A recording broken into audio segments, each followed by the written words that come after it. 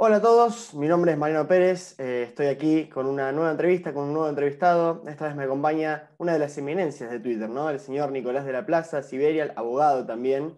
Te voy a preguntar, Nicolás, primero, ¿es Siberial o Siberial? Tengo una gran duda con eso.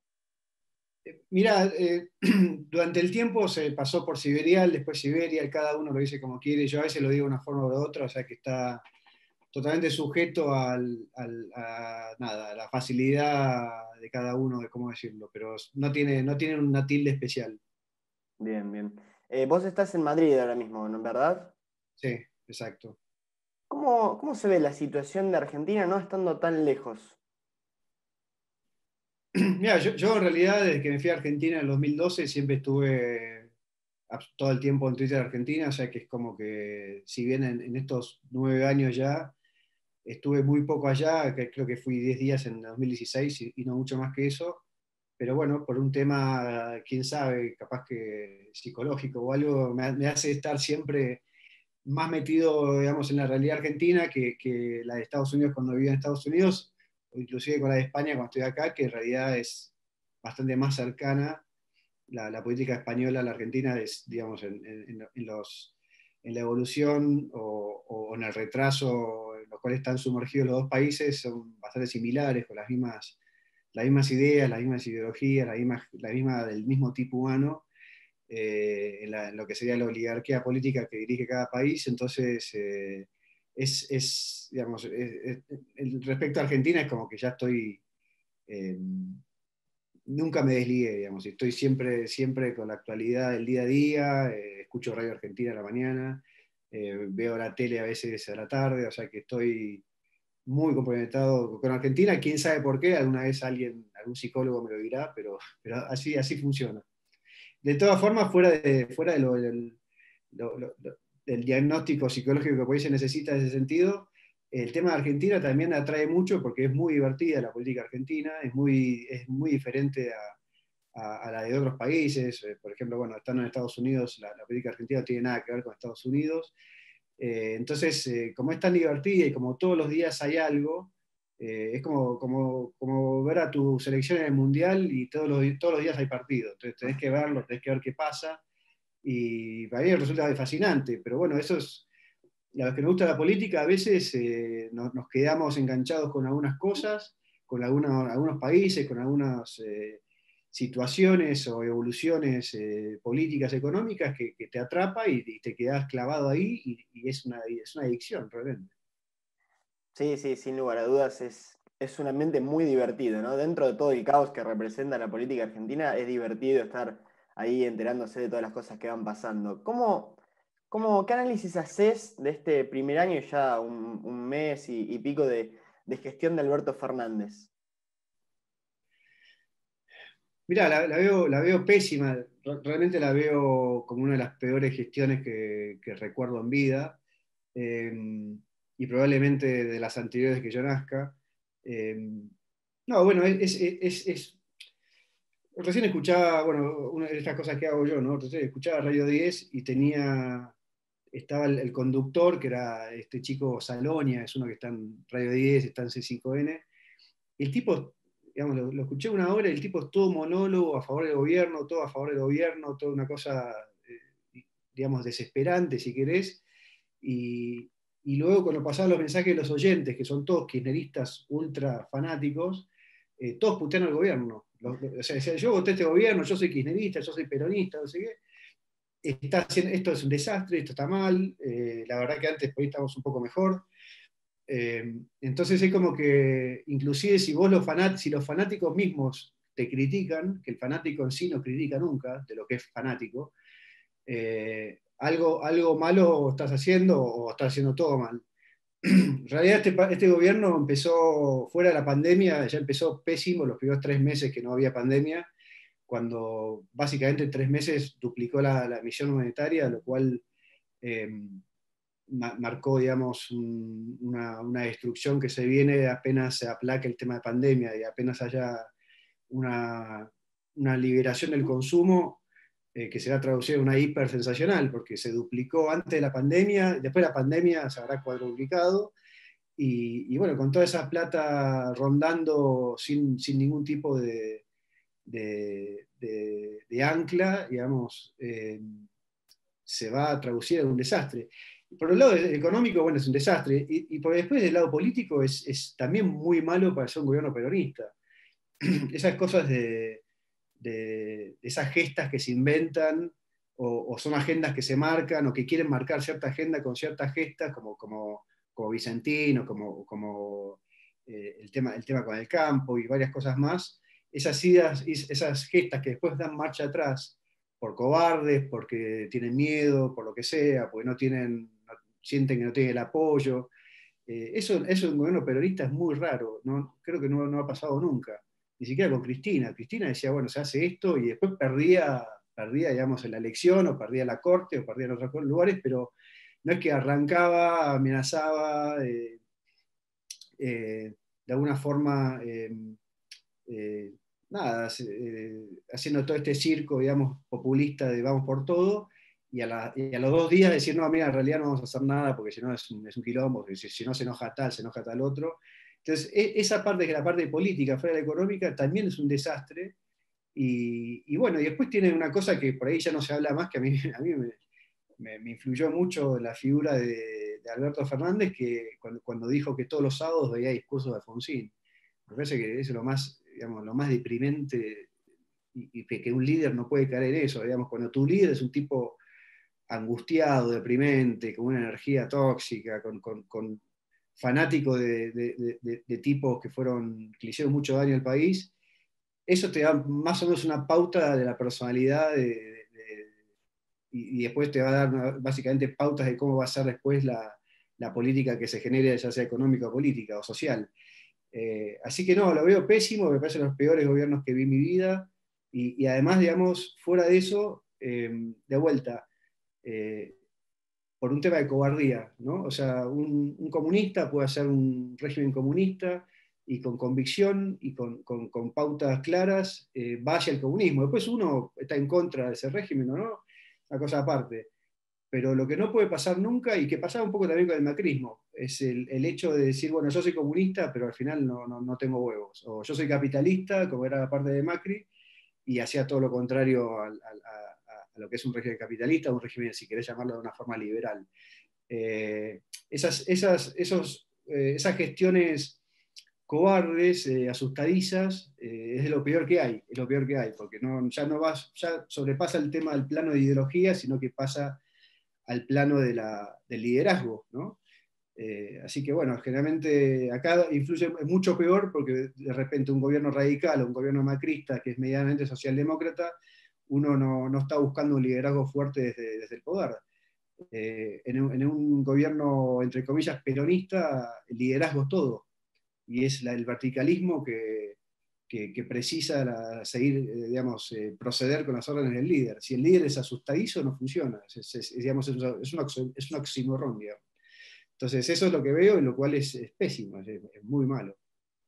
Sí, ¿no? ¿Cómo se sostiene un gobierno con tan poca credibilidad, ¿no? Que cada cosa que dice uno está dudando, o a los 2 días, a los 3 días ya se contradicen, y es muy difícil mantener un liderazgo, creerle a un gobierno que viven prometiendo cosas que después de dar marcha atrás uno no las termina cumpliendo, ¿no?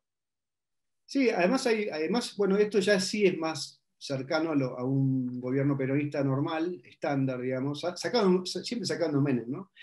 Es que los integrantes del gabinete, los integrantes de cada una de las carteras, eh, son muy poco calificados, pero no solamente uno no puede esperar que haya políticos calificados en Argentina, y no tanto, tampoco tanto en el resto del mundo, ¿no? Pero por lo menos con una gestión, con un plan de cartera de cada uno. Yo cuando escucho un ministro de Alberto Fernández, son generalmente tipos que están todo el tiempo tratando de incentivar, diciendo el artículo femenino y masculino para cada palabra, para cada sustantivo, él, ellos, ellas, los autos, autas y autes. O sea, es como que están programados para dar, digamos, un acting progre, si querés, eh, que básicamente es lo que abarca todas las gestiones, básicamente un relato, una manifestación, un acting progre, pero en realidad después las políticas de Estado que haría esa cartera, son la nada misma. no hay plan, no hay nada, tampoco tiene recursos, porque eso es la realidad, o sea, con la especificación actual, la devaluación que hay, digamos, la cartera de un ministerio argentino no te alcanza para hacer ni una baldosa, digamos.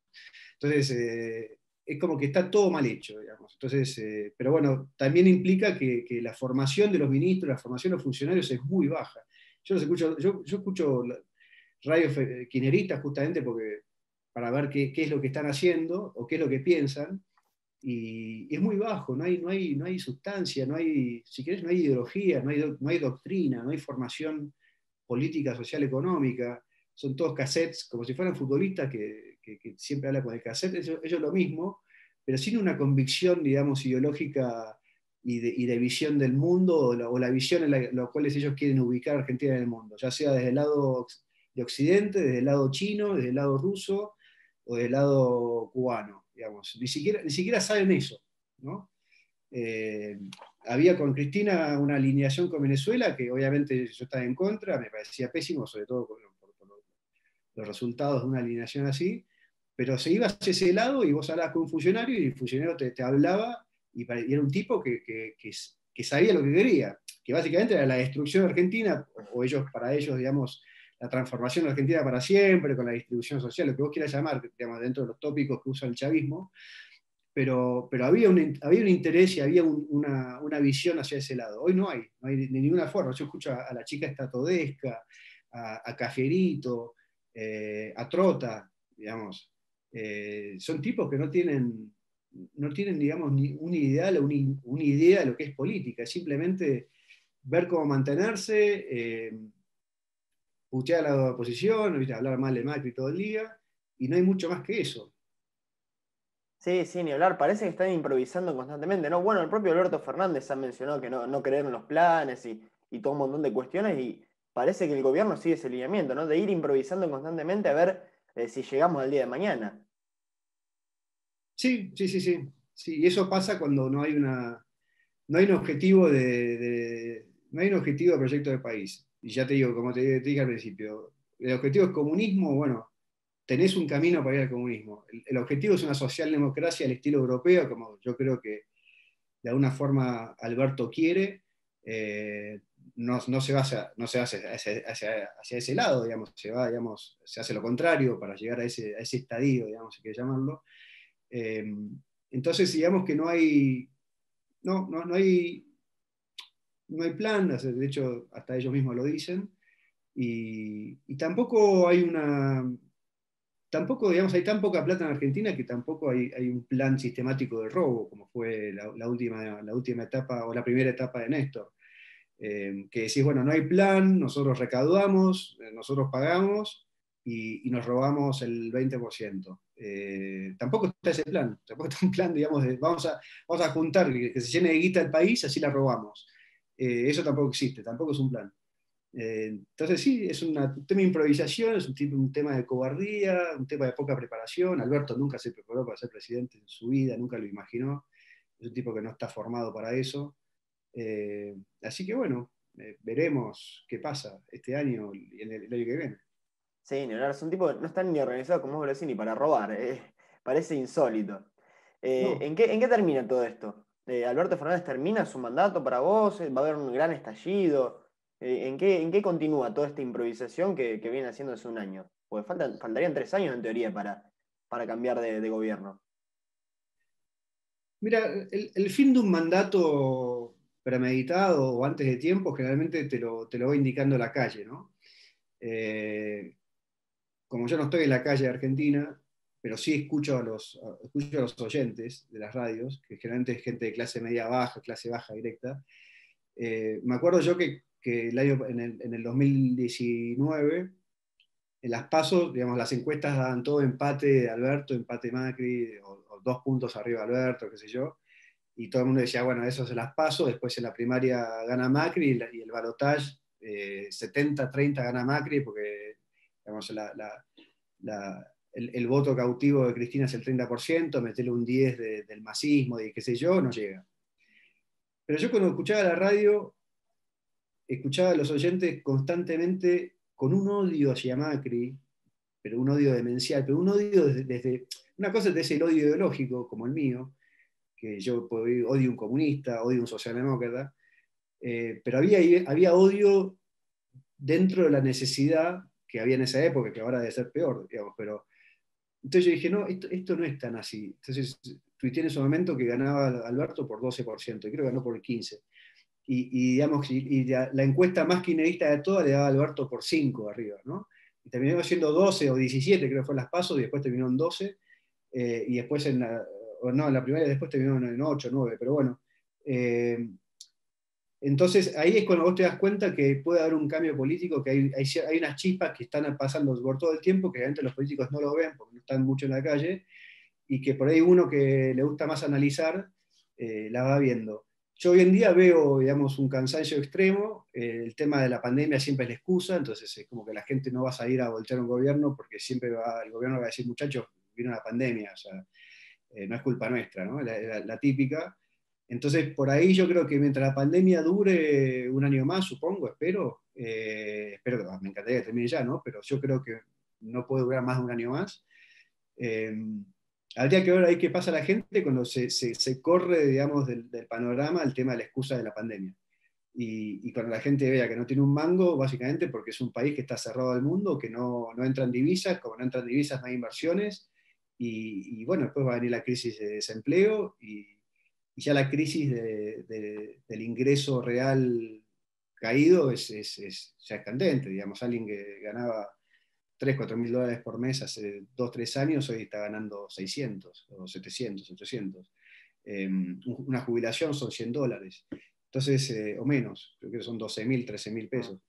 Eh, esos son los casos que van apareciendo que pueden voltear un gobierno antes de tiempo.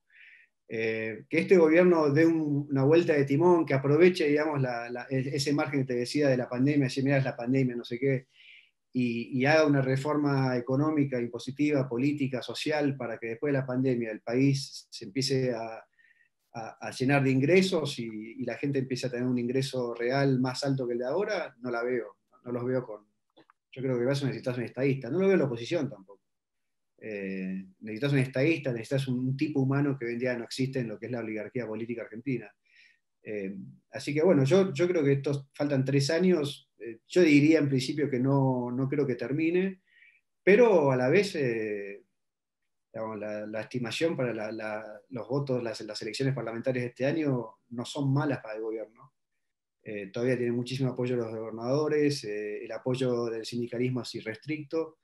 Y el tema de los empresarios también es, digamos, arrastrados, bancando, digamos, por ahí cada tanto se escapa una crítica, pero digamos, si vos tenés el empresariado, el sindicalismo y, y los gobernadores que te apoyan 100%, es difícil que caigas.